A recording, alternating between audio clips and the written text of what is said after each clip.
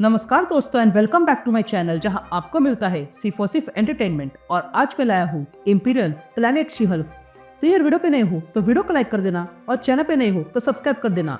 और साथ ही मेरे चैनल पर ज्वाइन बटन स्टार्ट हो गया है तो आप वहां से ज्वाइन कर सकते हो। और उसी के साथ अब आप मुझसे व्हाट्सएप पर जुड़ सकते हो जिसका लिंक मैं आपको डिस्क्रिप्शन में दे दूंगा। तो यार इंपीरियल में अब तक आपने देखा कि एक अनजान आदमी के हमले के कारण कुछ कॉस्मिक एम्पायर जैसे कि वकांडा, शायर, क्री, स्क्रल और स्पार्टलॉन के बीच दरार आ गई है, जिस चक्कर में जेसन मारे जा चुके हैं और किंग डोरेक का अता पता नहीं है। तो अब आ गई।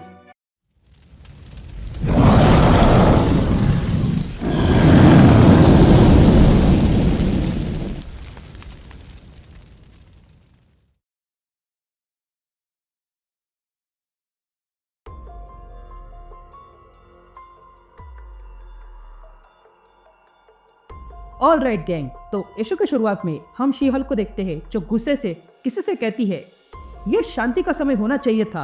हमें सिर्फ 5 दिन बिना हिंसा के चाहिए थे ताकि हम हीरो काला की मौत को ऑनर कर सके और उनकी पत्नियों को शोक मनाने का समय दे सके। और मैं इसमें अपना बेस्ट दे रही हूँ। मैं जानती हूँ ये कोई आसान काम होने वाला नहीं है, लेकिन तुम लोगों की हरकतों से मुझे ऐसा लग रहा है कि वो तुम में से एक हो जिसके कारण हीरो काला की मौत हुई है।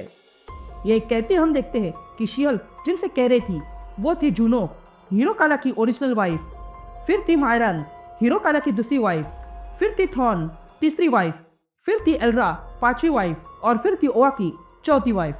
यहाँ सीन शिफ्ट होती है और हम साकर देखते हैं जहाँ पर 2 वॉरियर्स लड़ाई कर रहे थे। तभी शी-हल्क कहती है, मैं हूँ शी-हल्क और मेरी कहानी आप सब जानते हो, पर मैं यहाँ अब साकर पे हूँ और मैं यहाँ की नहीं हूँ और न ही मुझे ये एलियन प्लेनेट अडॉप्ट करना है जहाँ पर हर पल लोग एक दूसरे के जान के प्यासे होते हैं।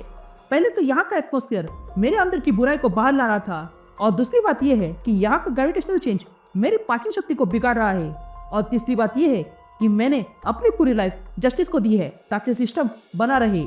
मैंने हल्क को वादा किया था कि उसके ना होने पर मैं 5 दिन के लिए इस साकर का ध्यान रखूंगी। तभी हम देखते हैं कि शी-हल्क ये फाइट देख रही थी और तब वो उस फाइटर को पकड़ती है और फिर उसे उठाकर पटक देती है, जिसके कारण सब लोग रुक गए थे। तभी शी-हल्क सबसे कहती है, मैं ये पहली बार देख रही हूँ कि किसी ने अच्छी चॉइस की है, तो अब आगे से जो कोई भी टीस को तोड़ने का प्रयास करेगा उसका भी हाल यही होगा। तभी वहाँ कॉनरेड आता है और शी-हल्क से कहता है, पैलेस में कुछ हुआ है जो आपको देखना होगा। तभी शी-हल्क हीरो काला के थ्रोन में आती है और देखती है कि वहाँ के थ्रोन पर किसी की लाश पड़ी हुई थी।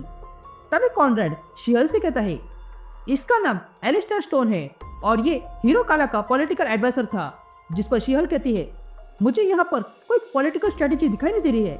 तभी कॉनरेड कहता है, एलिस्टर ने हीरो काला की मदद की थी वायलेंस के लिए अल्टरनेटिव ढूंढने में। तो जरा सोचो, उनकी 5वीं वाइफ क्यों थी? ये ओवा क्यूनाली, हीरो काला की 4थी वाइफ, डायनेस्ट कार की प्रिंसेस है। ये ऐसा प्लेनेट है जिसने एक समय साकार पर हमला करने का ट्राई किया था। ये तब तक हुआ जब तक हीरो काला ने प्रिंसेस से शादी नहीं कर ली। तभी एक ट्रीटी साइन हुई। फिर थॉर्न, हीरो काला की तीसरी वाइफ, उनकी शादी हीरो काला के साथ होने के कारण क्राउन और क्रोवन ऑफ बर्डन हैंड के बीच शांति भंग हो गई थी। तभी बातें सुनकर शी-हल्क कॉनरेड से पूछती है, क्या हीरो काला की वाइफ के पास यहाँ आने के लिए सिक्योरिटी क्लियरेंस है? जिस पर कॉनरेड कहता है, हाँ है, वो कभी भी यहाँ आ सकते हैं और जा सकते हैं और उन्हें कोई रोक नहीं सकता है। जिस पर शी-हल्क पूछती है, ये किस तरह के सिक्योरिटी प्रोटोकॉल है? जिस पर कॉनरेड कहता है, ये साधारण से प्रोटोकॉल है जिसका उल्लंघन किया तो ट्रैप में फंस जाओगे। ये बातें सुनकर शी-हल्क कॉनरेड से कहती है, तुम्हारे कहने का मतलब ये है कि हीरो काला ने आर्मी को निपटाने के लिए यहाँ पर जाल बिछा के रखा था और वो स्वयं ऐसे आदमी के हाथों मारा गया जो इन जाल में नहीं फंसा? जिस पर कॉनरेड कहता है, हाँ ये सच है। ये सुनते ही शी-हल्क कॉनरेड से कहती है, मुझे अभी के अभी वो सारे लोगों की लिस्ट चाहिए जिन्होंने सिक्योरिटी क्लियरेंस पार किया है। जिस पर कॉनरेड कहता है, ये हीरो काला की वाइफ ने सिक्योरिटी क्लियरेंस पार किया है और इसके साथ मैं भी हूँ, बाकी कोई नहीं, क्योंकि हीरो काला किसी पर भरोसा नहीं करते थे। अब आता है डे 4 और हम वहाँ के फॉरेंसिक एक्सपर्ट को देखते हैं जो शी-हल्क से कहता है, इसके खून में एक्रिप्टा नाम का पॉइजन है। जिस पर शी-हल्क पूछती है, ये मरा कैसे? जिस पर वो एक्सपर्ट कहता है कि मरा कैसे है ये पता नहीं है, हो सकता है उन्हें स्टैब किया हो या पॉइजन दिया हो और या फिर लटकाया गया हो या फिर कर्स्ट किया हो। ये सुनकर शी-हल्क कहती है, इसका कोई मेडिकल डिटर्मिनेशन है? जिस पर वो एक्सपर्ट कहता है, हाँ है। ये सुनते ही शी-हल्क कॉनरेड से कहती है, मुझे लगता है कि हमें सस्पेक्ट से पूछताछ करनी होगी, तो जिन जिन के पास सिक्योरिटी क्लियरेंस था उन्हें ग्रैंड रूम ले आओ। लेकिन तभी वहाँ की लाइट ऑफ हो जाती है। ये देखकर शी हल्क कहती है कि मुझे लगता है कि कातिल अपनी नई चाल खेल रहा है। या कॉनरेड शी हल्क से कहता है सिक्योरिटी सिस्टम ऑफलाइन हो गया है, मुझे उन्हें मैन्युअली ऑन करना होगा तभी पावर आएगी। लेकिन तभी एक तीर आके कॉनरेड के सीने में लग जाता है। तभी शी हल्क देखती है कि वहाँ पर ग्लैडिएटर आर्मर पहन के कोई आया था और उसी ने हमला किया था। तभी वो शख्स शी हल्क पर भी हमला करता है, लेकिन शी हल्क उसके वार को डॉज करती है। ये देखकर वो शख्स अपने क्रॉसबो फेंक देता है और एक्स निकालकर शी हल्क पे हमला करता है। ये देखकर शी हल्क उसके वार से बचने लगती है, लेकिन देखती है कि वहाँ खड़े सारे आर्मर्स अचानक से जीवित हो गए थे और वे सारे लोग शी हल्क पे हमला कर देते हैं। ये देखकर शी हल्क अपने तलवार निकालती है और उन सब पे हमला करती है और एक झटके में उन सारे आर्मर्स को तोड़ देती है। तभी एक आर्मर शी हल्क पे भाला फेंकता है, लेकिन शी हल्क उस भाले को ही पकड़कर उस आर्मर पे फेंकती है और उसे भी खत्म करती है। अब सब कुछ खत्म होने के बाद शी हल्क देखती है कि वहाँ पर आर्मर का ढेर लग चुका था। तभी शी हल्क उसी ढेर में कॉनरेड को ढूंढने लगती है जो अब भी जीवित था। तभी शी हल्क कॉनरेड से कहती है मैं तुम्हारे लिए मदद लाती हूँ और फिर मैं तुम्हें उस कातिल का नाम बताऊंगी जिसने यह हमला किया, और वो कातिल कोई और नहीं बल्कि थ्रॉन है। तभी शी हल्क थ्रॉन को देखती है और कहती है तुम्हारे पास सिक्योरिटी क्लियरेंस था और एलिस्टर को मारने का कारण भी, और वो कारण था अरेंज मैरिज और मैजिक, और तुमने मुझ पर हमला किया वो भी मैजिक का इस्तेमाल करके, क्योंकि तुम्हें पता चल गया था कि मैं सच के समीप हूँ। ये कहते ही थ्रॉन खड़ी होती है और कहती है हाँ मैंने ही किया है। लेकिन तभी जुनो खड़ी होती है और कहती है खून थ्रॉन ने नहीं मैंने किया है, मैंने ही उसे स्टैब किया था।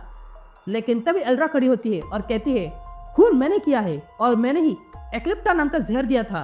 मैं उसे मारना नहीं चाहती थी, पर जो लाइफ उसने मुझसे छीनी है वो आम नहीं थी। लेकिन तभी मायरन खड़ी होती है और कहती है एलिस्टर को एक हत्यारे ने मारा है जिसे मैंने भेजा था और उसे ही क्वार्टर में लटका के रखा था। ये सुनकर ओआकी भी यही कहती है और कुछ इस तरह पांचों औरतों में लड़ाई शुरू हो जाती है।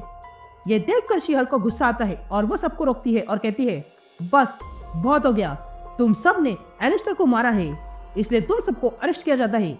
ये सुनकर हिरोकाला की सारी वाइफ शांत हो जाते हैं और फिर जोर जोर से हंसने लगते हैं। तभी वहाँ कॉन्ट्रैक्ट आता है और शी हल्क से कहता है जेनिफर इन सारी औरतों की एलिस्टर के साथ ब्लड फ्यूड थी जो ब्लड फ्यूड से खत्म हो गई। ये सुनकर शी हल्क कहती है हाँ पर खून करना इलीगल होता है ना, जिस पर कॉन्ट्रैक्ट कहता है हाँ होता है पर अर्थ पर।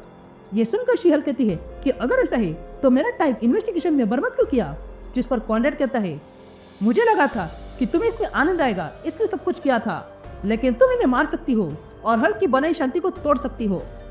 जिस पर शी हल्क कहती है मैं ऐसा कभी नहीं करूंगी और न ही मैं इन्हें मारने वाली हूँ।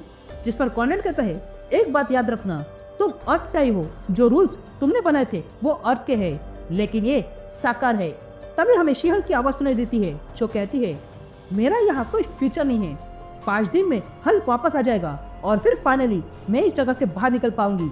मैं अपने अर्थ जाकर लॉ की प्रैक्टिस फिर से करूंगी और मैं वादा करती हूँ कि मैं भूल कर भी यहाँ वापस कभी नहीं आऊंगी।